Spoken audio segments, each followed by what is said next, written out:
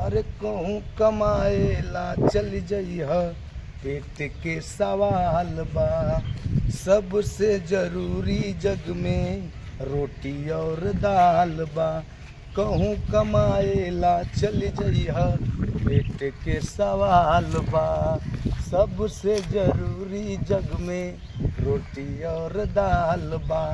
ऊ माटी ना भूलिहा कबहू हो, ऊ माटी ना भूलिहा जहवा फरियाइल तोर पाँव रे। मत भूलैहा परदेसी अपन गाँव रे, मत भूलैहा परदेसी अपन गाँव रे।